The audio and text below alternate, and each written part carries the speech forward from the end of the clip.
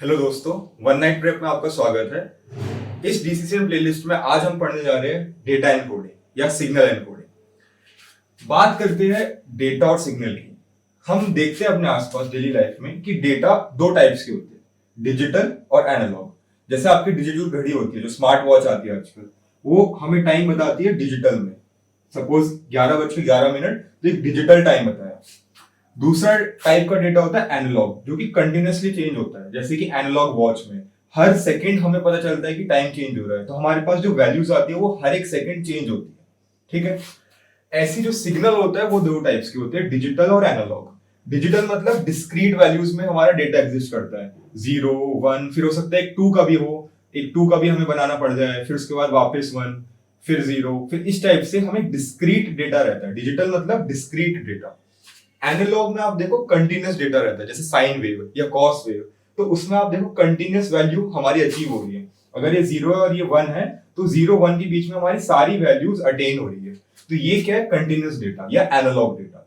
तो analogue signal, data भी दो टाइप के, सिग्नल भी दो टाइप के। अब एनकोडिंग, एनकोडिंग वर्ड का मतलब है किसी चीज को कोड करके हमें भेजना या ट्रांसलेट करके भेजना। ठीक है।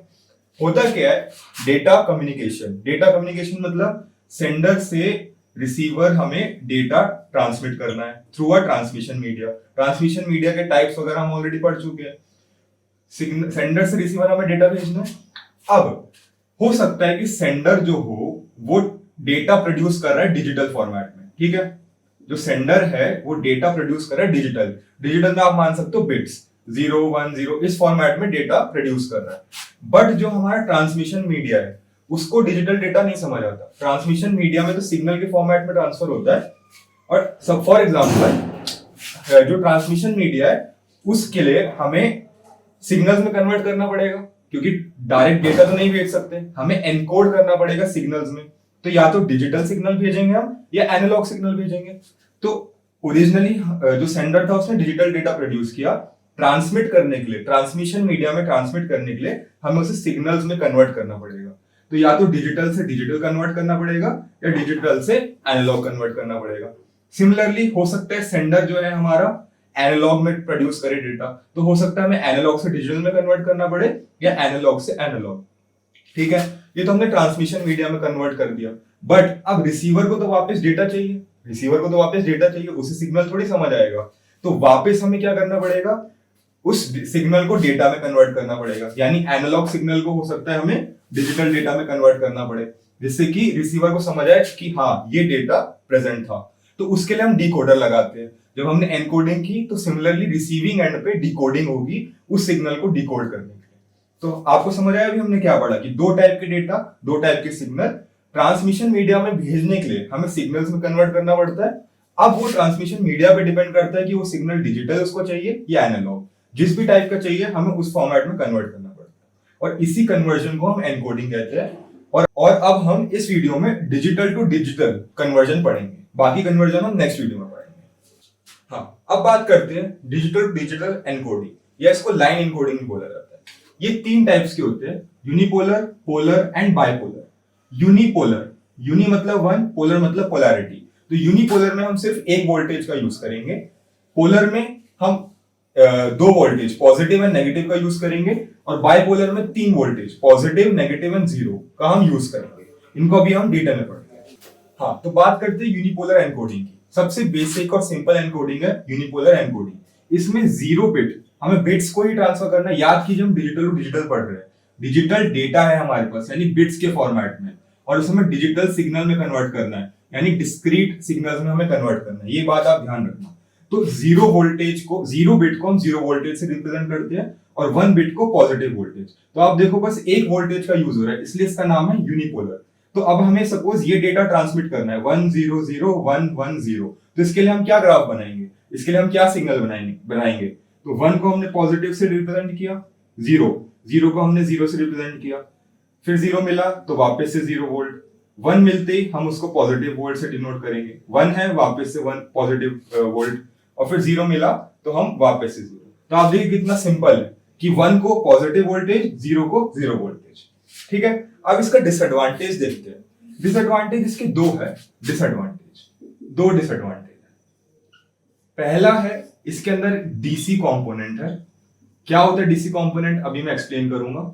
दूसरा चीज इसमें सेल्फ सिंक्रोनाइजेशन नहीं है, सेल्फ सिंक्रोनाइजेशन नहीं है। ये दोनों बातें किसी भी वीडियो में कहीं किसी भी चैनल पे एक्सप्लेन नहीं है, तो आप ध्यान से देखिएगा। हर एक एनकोडिंग में हम ये दोनों पॉइंट्स को डिस्कस करेंगे। तो देखिए डीसी कंपोनेंट क्या होता है। डीसी कंपोनेंट मतलब डायरेक्ट करंट। डायरेक्ट करंट मतलब एक स्ट्रेट लाइन। हमारे घर में जो आता है ऑल्टरनेटिंग करंट आता है, उसकी पोलैरिटी चेंज होती रहती है, प्लस माइनस प्लस माइनस। क्यों ऑल्टरनेटिंग करंट हम क्यों यूज करते हैं आपको बताइए। जब लॉन्ग ट्रांसमिशन करने होते हैं तो ऑल्टरनेटिंग करंट जो है उसका एटुनेशन नहीं होता। एटुनेशन में पढ़ा चुका हूं कि वो सिग्नल लॉस नहीं होता, उसकी एनर्जी लॉस नहीं होती। बट डायरेक्ट करंट को अगर हमें लॉन्ग ट्रांसमिशन में करना है तो एक टाइम के बाद ये सिग्नल डेड हो जाएगा क्योंकि इसकी एनर्जी लॉस हो जाएगी। तो हम प्रेफर करते हैं एसी कंपोनेंट ना कि डीसी कंपोनेंट। तो डीसी कंपोनेंट कम रहना चाहिए। तो अब आप इसमें कहोगे इसमें डीसी कंपोनेंट का है। डीसी कंपोनेंट ऐसे है कि आप देखिए अगर वन बिट की एक बहुत लंबी हमें मैसेज ट्रांसफर करना है। फॉर एग्जांपल एक मैसेज ट्रांसफर करना है 1111111, ठीक है। तो इसमें आप देखो हमें एक स्ट्रेट लाइन मिलेगा, ग्राफ जो इसका मिलेगा एक स्ट्रेट 1 मिलेगा। तो आप देखो डायरेक्ट करंट है, इसमें कोई ऑल्टरनेटिंग नहीं हो रहा। तो ये सिग्नल अगर हम ट्रांसमिट करेंगे ट्रांसमिशन मीडिया के थ्रू तो एक पॉइंट ऑफ टाइम के बाद ये डेड हो जाएगा और रिसीवर को रिसीव नहीं होगा। तो यूनिक पोलर कोडिंग में डीसी कंपोनेंट होता है जिसका इसका मतलब ये डिसएडवांटेज है, ठीक है। नेक्स्ट आता है सेल्फ सिंक्रोनाइजेशन। सेल्फ सिंक्रोनाइजेशन क्या होता है, ठीक है। अज्यूम करें हमें सेम ये डेटा ट्रांसफर करना है। होता क्या है जब सेंडर रिसीवर को डेटा भेजता है ना तो एक ब्रैकेट लगा के भेजता है कि ये मेरा सिग्नल है, मतलब bracket open message bracket close. तो ब्रैकेट ओपन और क्लोज समझाता है रिसीवर को ठीक है इसका डेटा यहां से स्टार्ट हुआ है और यहां से एंड हुआ है।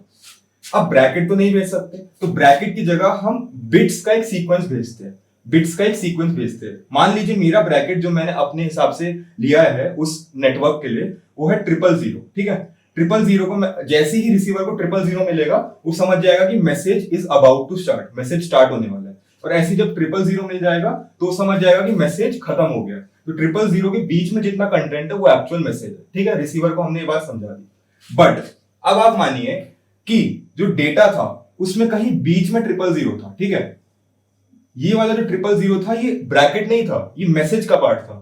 बट रिसीवर को क्या लगेगा कि ये ओपन ब्रैकेट है ये क्लोज ब्रैकेट है और एक्चुअल मैसेज बस इतना सा है। बट एक्चुअल में क्या था, हमने जो मैसेज ट्रांसफर करा था वो इतना था। तो इसकी वजह से क्या हो सिंक्रोनाइजेशन लॉस हो गया। सेंडर और रिसीवर के बीच में जो सिंक्रोनाइजेशन था वो लॉस हो गया। तो इस केस में सेल्फ सिंक्रोनाइजेशन नहीं है। क्यों नहीं है कि सपोज ऐसी ही कोई बिट्स की हमें लाइन मिल गई 11001 और मैंने अज्यूम किया कि 000 ही मेरा ब्रैकेट है ओपन और क्लोज। तो उसके केस में क्या होगा सेल्फ सिंक्रोनाइजेशन नहीं होगा। ये दोनों पॉइंट मैंने डिटेल में एक्सप्लेन कर दिए। अब आगे बस मैं बताऊंगा कि होता है ये नहीं होता आगे के एनकोडिंग में, इनको एक्सप्लेन नहीं करूंगा। तो आप डिटेल में इसको समझ लीजिए और ध्यान से समझिएगा, किसी भी प्लेलिस्ट में एक्सप्लेन नहीं है, सिर्फ इसी वीडियो में आपको मिलेगा। अब बात करते हैं polar encoding. Polar encoding, polar polarity, इसका मतलब दो वोल्टेजेस यूज होंगी पॉजिटिव एंड नेगेटिव। जीरो तो यूज होता ही है, यूनिपोलर में क्या था सिर्फ पॉजिटिव एंड जीरो, इसमें पॉजिटिव नेगेटिव यूज होगी, जीरो यूज नहीं होगी, positive negative. Polar positive negative, ठीक है। अब आप देखो इसके भी तीन टाइप्स है, NRZ non return to zero, इसकी भी दो टाइप्स है, ये सब डिटेल में पढ़ेंगे। अभी आपको बस मैं बता रहा हूं types. Return to zero, RZ मतलब रिटर्न टू जीरो। बाइफेज, इसकी भी दो टाइप है, मैनचेस्टर एंड डिफरेंशियल मैनचेस्टर। अब हम इनको डिटेल में पढ़ेंगे। हाँ जल्दी से देख लेते हैं एनआरजेड एल और एनआरजेड आई। एल का मतलब होता है लेवल, क्योंकि हम लेवल्स देखेंगे। जीरो को हम रिप्रेजेंट करते हैं नेगेटिव वोल्टेज से और वन को रिप्रेजेंट करते हैं पॉजिटिव वोल्टेज से। तो कुछ नहीं करना है, वन आया तो पॉजिटिव वोल्टेज, जीरो के आते ही नेगेटिव वोल्टेज। जीरो है नेगेटिव पे रहो, वन है तो वापस पॉजिटिव पे जाओ, वन है पॉजिटिव पे रहो, जीरो है नेगेटिव पे आओ, ठीक है। सिंपल, बिल्कुल सिंपल एनकोडिंग। डिजिटल डेटा था उसको हमने डिजिटल सिग्नल में कन्वर्ट कर दिया। अब इसके डिसएडवांटेज डिस्कस करेंगे।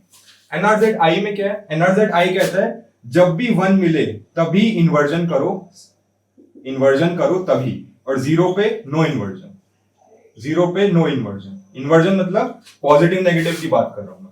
देखते हैं, वन का मतलब पॉजिटिव था, मतलब इनिशियली हम पॉजिटिव से स्टार्ट करेंगे, ठीक है। जीरो मिला, जीरो का मतलब नो इन्वर्जन, चलते रहो, स्ट्रेट चलो, ठीक है। वन मिला, वन मिलते ही इन्वर्जन, पॉजिटिव पे मैं था सीधा नेगेटिव पे आ जाऊंगा, सीधा नेगेटिव पे आ जाऊंगा।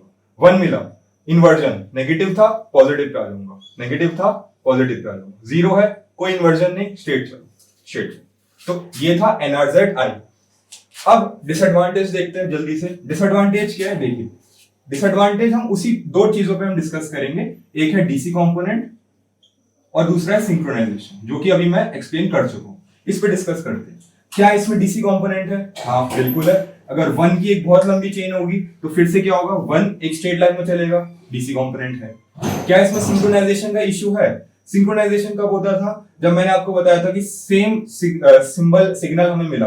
बिल्कुल है। अगर मुझे डबल जीरो मैंने ब्रैकेट अपना बनाया, डबल जीरो से स्टार्ट किया, डबल जीरो से एंड किया, तो डबल जीरो यहां बीच में मुझे मिला और रिसीवर को लगेगा ये एक ब्रैकेट है, ओपन या क्लोज। तो इससे मेरा जो रिसीविंग एंड पे होगा मैसेज अब्रप्टली पहुंचेगा, सेम मैसेज नहीं पहुंचेगा। तो सिंक्रोनाइजेशन का भी इश्यू इसके अंदर है। ठीक है। एनआरजेड आई की बात करते हैं। एनआरजेड आई में देखो, वन पे इन्वर्जन हो रहा है, जीरो पे इन्वर्जन नहीं हो रहा। तो जीरो की अगर एक लंबी चेन मिली तो जीरो की लंबी चेन में कोई इन्वर्जन नहीं है, मतलब स्ट्रेट लाइन बनेगी। वन में ही तो हम इन्वर्ट कर रहे हैं, जीरो में तो स्ट्रेट लाइन बनेगी। तो जीरो के केस में डीसी कंपोनेंट है, तो आप लिखोगे there is DC component for long chain of zeros. अगर जीरो की लॉन्ग चेन है तो उसमें डीसी कंपोनेंट है। सिंक्रोनाइजेशन की बात करते हैं। सिंक्रोनाइजेशन इसमें कंपैरेटिवली कम है, बट है, स्टिल है। सिंक्रोनाइजेशन की इश्यू आएगा इसमें, मतलब सेल्फ सिंक्रोनाइजेशन प्रेजेंट नहीं है। सेंडर और रिसीवर खुद से एक दूसरे के साथ सिंक्रोनाइज नहीं हो पाएंगे अगर जीरो जीरो का ब्रैकेट हमें मिल गया। जीरो जीरो का अगर हमने ब्रैकेट बना रखा है मैसेज के बीच में, तो ये जीरो जीरो मिलने से सेंडर और रिसीवर कंफ्यूज हो जाएंगे, खुद को सिंक्रोनाइज नहीं कर पाएंगे। तो डीसी कंपोनेंट का इश्यू है दोनों में, सेल्फ सिंक्रोनाइजेशन का भी इश्यू है दोनों में। ठीक है, यहां तक क्लियर। अब बात करते हैं अपनी नेक्स्ट पोलर एनकोडिंग की, जो है return to zero, RZ, return to zero. इसमें भी हमने जीरो को नेगेटिव वोल्टेज दिया, वन को पॉजिटिव। बट डिफरेंस क्या है, NRZ, non return to zero, उसमें जीरो वोल्ट कहीं नहीं आ रहा था, इसमें return to zero, zero volt कहीं ना कहीं आएगा। तो होता क्या है, पॉजिटिव वोल्टेज है, ठीक है, वन को हमने पॉजिटिव से रिप्रेजेंट किया, बट जैसी इस इतनी लेंथ के हाफ पे हम पहुंचे, हम जीरो पे वापस आ जाएंगे, जीरो लेवल पे हम वापस आ गए। अब हमें जीरो मिला, तो जीरो मतलब नेगेटिव, हम नेगेटिव पे गए, नेगेटिव पे गए, चले, हाफ लेंथ मिलती, वापस जीरो पे आ गए, जीरो पे आ गए। ठीक है, जीरो मिला, वापस नेगेटिव पे गए, हाफ लेंथ मिलते ही जीरो पे आ गए, जीरो पे आ गए। वन मिला, पॉजिटिव पे गए, हाफ लेंथ आते ही जीरो पे आ गए, कंटिन्यू किया जीरो पे। वन मिला, पॉजिटिव पे गए, हाफ लेंथ चले, वापस जीरो पे आ गए, कंटिन्यू किया। जीरो मिला, नेगेटिव पे गए, हाफ लेंथ चले, वापस जीरो पे आ गए, हाफ लेंथ। तो अब आप इसमें देखो हमने क्यों किया ये, फिर से वही बेसिस है हमारा, DC component and synchronization, self synchronization check करना इसके अंदर है या नहीं। डीसी कंपोनेंट, अगर सपोज जीरो की एक बहुत लंबी चेन है, तो क्या डीसी कंपोनेंट आएगा? नहीं आएगा। क्यों? क्योंकि पोलैरिटी बार बार चेंज हो रही है। जीरो पे हम क्या है, नेगेटिव फिर जीरो, नेगेटिव फिर जीरो, फिर नेगेटिव फिर जीरो। वन की भी अगर लंबी चेन हुई तो positive zero, positive zero, positive zero. तो ऑल्टरनेट तो कर रहा है, एक स्ट्रेट लाइन तो नहीं मिल रही, तो डीसी कंपोनेंट इसके अंदर नहीं है, जो कि अच्छी बात है, यही हमें चाहिए था। सेल्फ सिंक्रोनाइजेशन देखते हैं। सेल्फ सिंक्रोनाइजेशन क्या बोल रहा था कि अगर जीरो जीरो की बहुत लंबी चेन मिली तो प्रॉब्लम हो जाएगी, बट इसमें नहीं होगी। इसमें क्यों नहीं होगी? अगर मैंने जीरो जीरो का ब्रैकेट लगाया तो उसको मैं जीरो वोल्ट से कहीं ना कहीं रिप्रेजेंट कर सकता हूं, बट यहाँ जीरो जीरो का मुझे दिख रहा है डिफरेंस, कि ये जीरो जीरो का क्या मतलब है, ये जीरो जीरो का मतलब है कि नंबर चेंज हो रहा है, मतलब सिग्नल चेंज हो रहा है। तो इसमें सेल्फ सिंक्रोनाइजेशन प्रेजेंट है, सेल्फ सिंक्रोनाइजेशन प्रेजेंट है। तो ये हमें हेल्प करता है वो दोनों डिसएडवांटेज को ओवरकम करने में। बट अब हमने डिसएडवांटेज तो ओवरकम कर लिए, बट कुछ कॉस्ट पे करनी पड़ेगी ना। कॉस्ट ये है कि इसकी बैंडविड्थ हमें ज्यादा देनी पड़ेगी। बैंडविड्थ ज्यादा क्यों देनी पड़ेगी? एक रेंज ऑफ फ्रीक्वेंसीज जा रही है इसके अंदर, एक रेंज ऑफ फ्रीक्वेंसीज जा रही है, काफी ज्यादा फ्रीक्वेंसीज की रेंज जा रही है, जिसकी वजह से हमें ज्यादा बैंडविड्थ चाहिएगी। ज्यादा बैंडविड्थ के कारण कॉस्ट बढ़ जाएगी, तो इस केस में हमारी कॉस्ट ज्यादा होती है। अब बात करते हैं बाइफेज एनकोडिंग की। बाइफेज भी हमारा पार्ट है पोलर एनकोडिंग का, ठीक है। बाइफेज की दो टाइप्स होते हैं, मैनचेस्टर और डिफरेंशियल मैनचेस्टर। बहुत सिंपल है। वन का मतलब, मैनचेस्टर की बात कर रहे हैं, वन का मतलब लो से हाई जाएंगे, लो से हाई जाएंगे। जीरो का मतलब हाई से लो जाएंगे। इस डेटा को हम एनकोड करके दिखाएंगे। वन का मतलब क्या था? लो टू हाई, लो से हाई। जीरो का मतलब क्या था? High to low, high to low. Zero का मतलब क्या था? High to low. तो हाई पे जाना पड़ेगा, पहले हाई पे गए, अब high to low, high to low. One का मतलब क्या था? लो टू हाई। कंटिन्यू करो, लो टू हाई। वन का मतलब क्या था? लो टू हाई। तो वापस नीचे जाओ, लो टू हाई, जीरो का मतलब high to low, high to low. इस चीज को दिमाग में रखना बस और कंटिन्यू करना। थोड़ा सा समझने में स्टार्टिंग में प्रॉब्लम आएगी, बट एक दो एग्जांपल जब आप प्रैक्टिस करोगे तो आपको समझ आ जाएगा। नोट्स जो मैंने डिस्क्रिप्शन में डाले उसमें और एग्जांपल है, आप उसमें से देख के प्रैक्टिस कर सकते हैं। एक बार फिर बता देता हूँ, वन का मतलब है लो टू हाई, तो हम लो से हाई पे गए। जीरो का मतलब था हाई टू लो, तो हाई से लो पे गए। जीरो का मतलब हाई टू लो, तो हाई पे पहले जाना पड़ेगा फिर लो पे आएंगे। वन मतलब low to high, low to high. One मतलब लो टू हाई, तो पहले लो पे जाना पड़ेगा, गए फिर हाई पे आए। जीरो मतलब high to low, high to. ठीक है, डिफरेंशियल मैनचेस्टर की बात करते हैं। डिफरेंशियल मैनचेस्टर नाम से पता चल रहा है मैनचेस्टर से थोड़ा सा डिफरेंट है। क्या डिफरेंट है? वो कहता है जब जीरो मिले ना तभी पोलैरिटी चेंज करना, अदरवाइज वन के लिए कंटिन्यू करना। ठीक है, इनिशियली वन है तो इनिशियल वन का मतलब है लो टू हाई जाएंगे। इनिशियल वन का मतलब है लो टू हाई जाएंगे। ठीक है, अब जीरो मिला, जीरो का मतलब है पोलैरिटी चेंज करो। पोलैरिटी चेंज करो मतलब पॉजिटिव पे था नेगेटिव पे जाओ, नेगेटिव पे जाओ, पॉजिटिव पे था नेगेटिव पे गए, अब वापस आओ ऊपर, नेगेटिव पे गए। और ये चीज तो बनानी पड़ेगी, तो पहले पॉजिटिव से पोलैरिटी चेंज करी हमने। वन पे हम पॉजिटिव पे थे तो पहले नेगेटिव पे गए, और फिर मैनचेस्टर का मतलब ही है कि एक जिगजैग लाइन बनेगी, तो हमने जिगजैग लाइन बनाई। ठीक है, अब जीरो मिला फिर से, तो जीरो का मतलब है पोलैरिटी चेंज, तो पॉजिटिव पे थे वापस नेगेटिव पे आओ, आए आगे गए ऊपर गए, जिगजैग लाइन बने। ठीक है, जिगजैग लाइन। अब वन का मतलब है नो चेंज, नो चेंज, इसी पोलैरिटी पे रहेंगे, but zigzag line banana compulsory है, तो जिगजैग लाइन बनेगी। आप यहां देखो हमने पोलैरिटी चेंज नहीं करी, इधर है कंटिन्यूअस, इधर है कंटिन्यूअस, पर जिगजैग तो बनेगा, मैनचेस्टर में जिगजैग तो बनेगा। ठीक है, अब वन मिला, वन का मतलब क्या? कंटिन्यू। कंटिन्यू मतलब इस पॉइंट पे कंटिन्यूएशन रहेगा, ये पोलैरिटी चेंज नहीं होगी, कंटिन्यू किया और जिगजैग तो बनेगी, जिगजैग बनाई।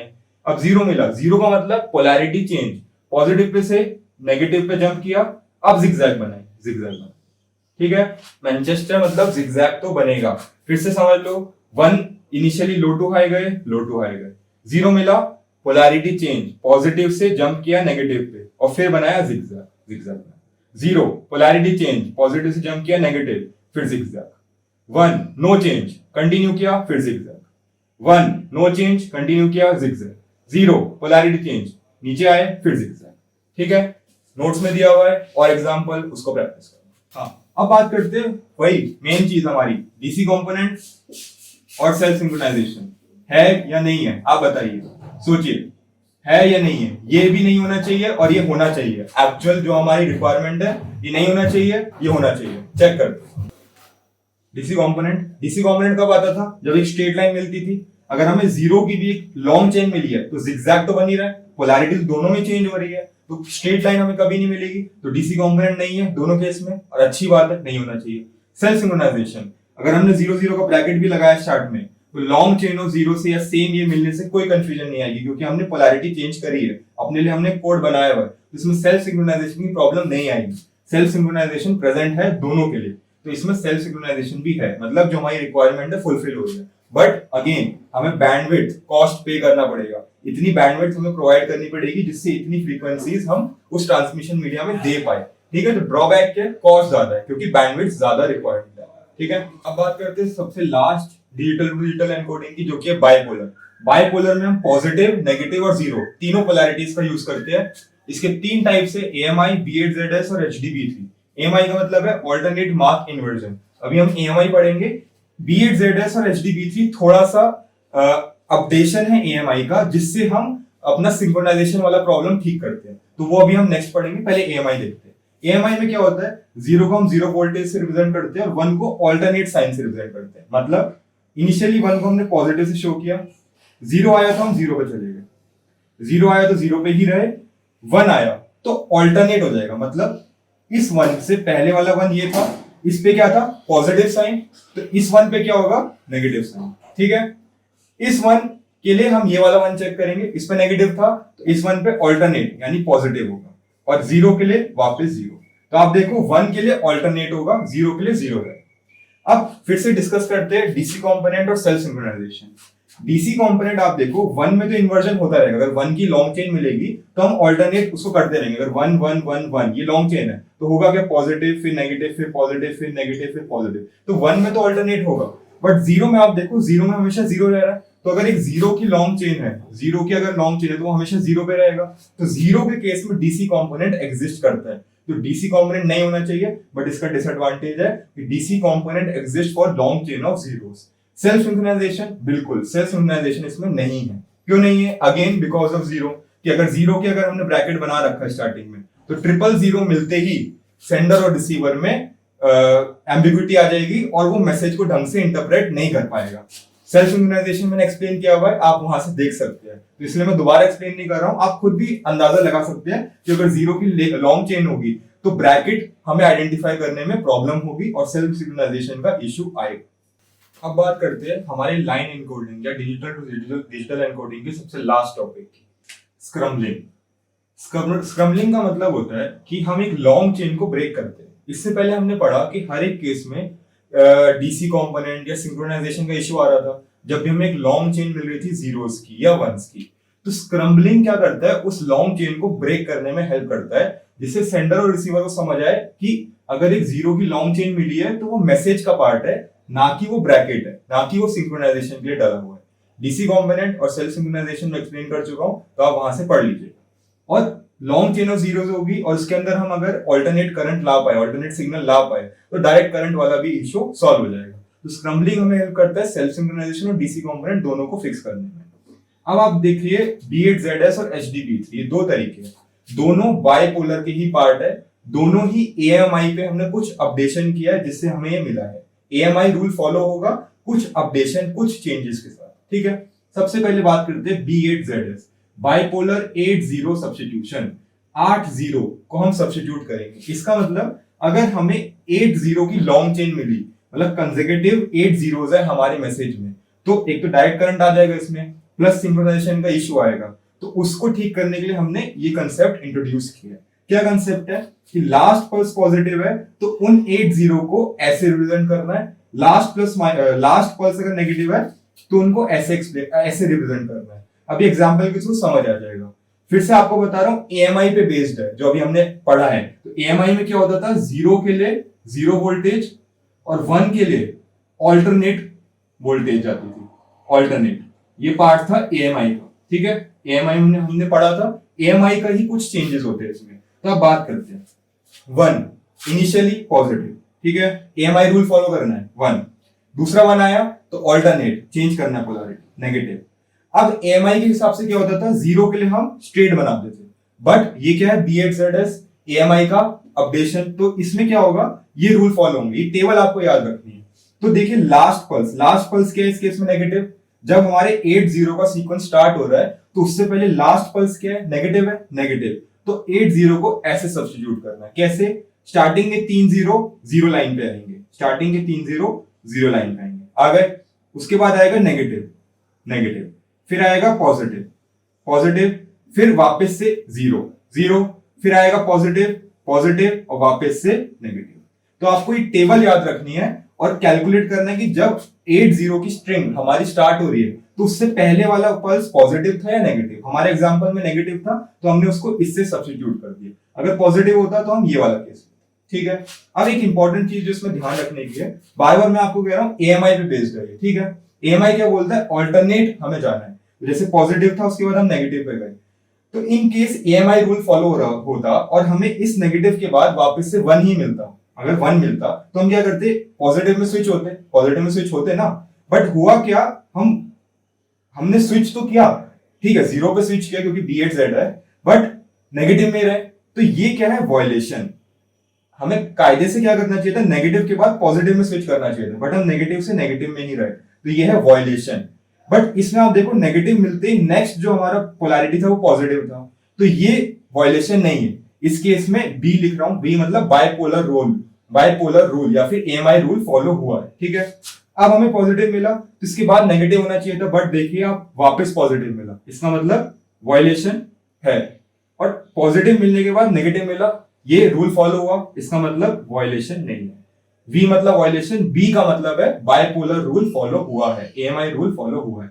तो अब इसमें देखिए ना तो डीसी कंपोनेंट है कहीं भी और सेल्फ सिंक्रोनाइजेशन भी हो रहा है। हमने एक लॉन्ग चेन को ब्रेक कर दिया जीरोस की, तो कहीं भी 8-0 मिलेंगे तो हम 8-0 का अगर हमने ब्रैकेट बना रखा है हमने इस मैसेज से पहले 80 डाल रखे थे जो कि रिप्रेजेंट करते थे हमारा ब्रैकेट, ठीक है, कि यहां से हमारा मैसेज स्टार्ट हुआ है। ऐसे 80 हमने यहां लगा रखे थे टू रिप्रेजेंट की मैसेज एंड हुआ है। तो बीच के जो 80 थे उनको हमने डिफरेंटली एनकोड किया जिससे पता चले कि ये 80 मैसेज का पार्ट है ना कि ब्रैकेट का पार्ट है। तो हमने इसको एनकोड किया। आपको ये पार्ट समझ आया? ऐसे ही है HDB3। HDB3 की फुल फॉर्म है हाई डेंसिटी बाइपोलर 3 zeros। इसके नाम में 3 zeros आ रहे हैं बट हम 4 0 को सब्स्टिट्यूट करते हैं। इसमें हमने 80 को सब्स्टिट्यूट किया था, इसमें हम 40 को सब्स्टिट्यूट करेंगे। तो इसकी भी एक टेबल है, आपको टेबल याद रखनी है। वही सीन, लास्ट पल्स अगर negative positive positive negative, last pulse को तो हमें ध्यान में रखना है। बट इसमें एक चीज और आती है कि number of ones since last substitution. इस चीज को अभी समझेंगे, अभी कंफ्यूजन लग रहा होगा, एग्जांपल के थ्रू समझते हैं, ठीक है। टेबल तो आप याद कर लोगे, एग्जांपल के थ्रू हम समझते हैं। फिर से कह रहा हूं AMI पे बेस्ड है तो AMI रूल्स फॉलो होंगे। 1 था पॉजिटिव, नेक्स्ट 1 मिला, ऑल्टरनेट स्विच होगा, नेगेटिव पे जाएगा। अब देखिए हमें 4 कंसेक्यूटिव जीरोस मिले, 4 कंसेक्यूटिव जीरो, इसका मतलब सब्स्टिट्यूशन करना पड़ेगा, ठीक है। अब डिपेंड करता है कि टेबल से कौन सा वाला सब्स्टिट्यूशन उठाना है। हमारे पास 4 सब्स्टिट्यूशन है, देखते हैं। लास्ट पल्स पहले देखते हैं, लास्ट पल्स कौन सी है? नेगेटिव, लास्ट पल्स है नेगेटिव, तो ये वाली रो सिलेक्ट करनी है हमने। तो या तो ये सब्स्टिट्यूशन लगेगा ये वाला, ठीक है।